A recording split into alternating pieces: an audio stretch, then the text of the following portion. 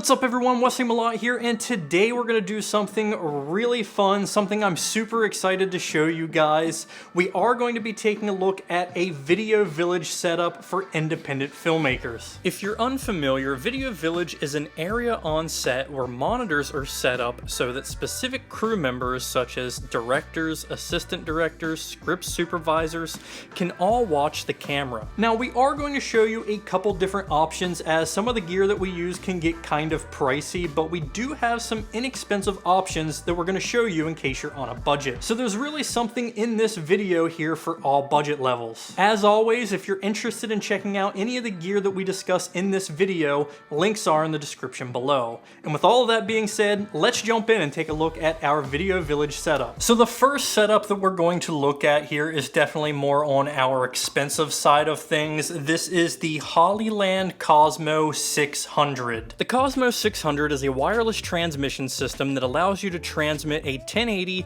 60p signal up to 600 feet via HDMI or dual SDI with less than 1 millisecond of latency. The system operates on the 5.1 to 5.9 gigahertz frequency band and uses AES 128 encryption for secure live delivery of your video. So we first want to mount our Cosmo 600 transmitter to our Blackmagic Pocket 4K cage, and we're going to do that with the Hollyland Magic arm that comes with it. So we'll go ahead and attach that to the bottom here.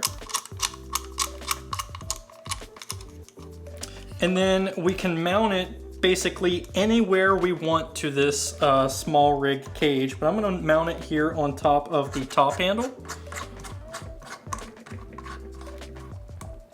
And then you can just adjust this to kind of your comfort.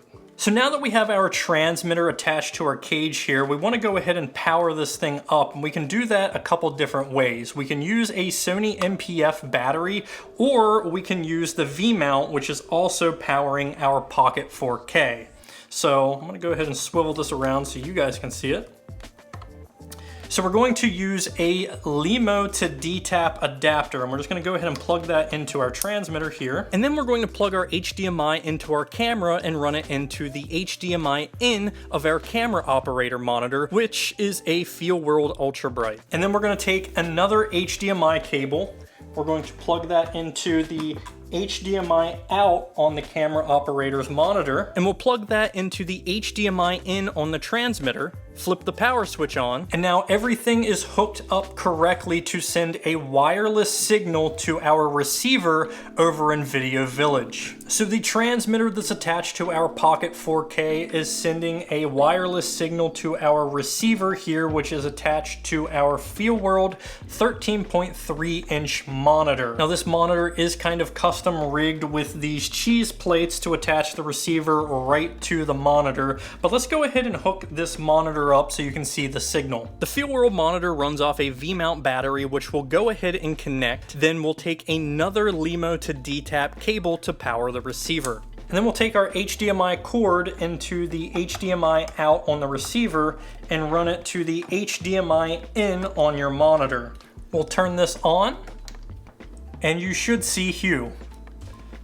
So this is the Hollyland Mars 300, which is definitely the cheaper version of the two. It retails at about $440 right now. So while you will save over $1,200 with the Mars 300 versus the Cosmo 600, it does have its drawbacks, such as the Mars 300 has only 300 feet line of sight transmission, and it does produce some latency, which makes this not the best solution for pulling focus wirelessly. Having said that, we have actually used this setup for short films before, including pulling focus. Just with the little bit of latency that you do get, it does make that job a little difficult. Like the Cosmo, the Mars 300 can also transmit a 1080 60p signal just at a shorter distance. Both the receiver and transmitter can be powered with a Sony L-series battery or off your V-mount with an adapter. The transmitter provides a single HDMI input plus an HDMI loop out for viewing on an onboard monitor, and the receiver provides two HDMI outputs. So we'll just swap this out here and put this one on. And this transmitter actually does not use the same LEMO to DTAP adapter. We're gonna actually put the Sony NPF battery on here. Now, one thing that I do like about the Mars 300 over the Cosmo is it has both an HDMI in and out on the transmitter. With the Cosmo, you only get an HDMI in, but you also pick up SDI, which is a much more reliable connection. So with the Mars 300, you can loop from the transmitter to the monitor or the monitor to the transmitter. It doesn't really matter since you have both the HDMI in and out on the transmitter. Having this HDMI out on the transmitter here is extremely useful because not all monitors will have that HDMI out on the monitor, such as my Small HD. It does not have one. So my Small HD monitor just would not work with the Cosmo without having to buy an adapter. So here we have the FeelWorld FS173, which is a 17-inch monitor, but it also has a V-mount battery plate attached to the monitor, so big plus there. So we'll go ahead and hook our Hollywood Mars 300 up to it, and we have our Mars 300 receiver here. We'll go ahead and plug our HDMI out into our receiver and run that into the HDMI in on our monitor. We have our V-mount already plugged in into our monitor, and we'll turn this on. And you should have a Hue cam now. So this one is also modified with the cheese plates, so you could mount your receiver on here, any other extra accessories. But this 17-inch monitor is really the perfect monitoring solution for your focus puller, your script supervisor, or a director if he is back in Video Village. So this is one monitor that we use for Video Village, but let's take a look at some of the other options that you can use. This is the FeelWorld FW703, which is a 7-inch monitor that we've used before. It retails for $236 currently, so this is definitely a cheaper alternative, albeit a lot smaller. This is the Viltrox DC90, which has definitely seen better days. It's an 8.9-inch monitor and retails for $170, which is very inexpensive for a monitor. Or you can use an external recorder as a monitor, like this discontinued Ninja Inferno. Any of these small monitors would make for a great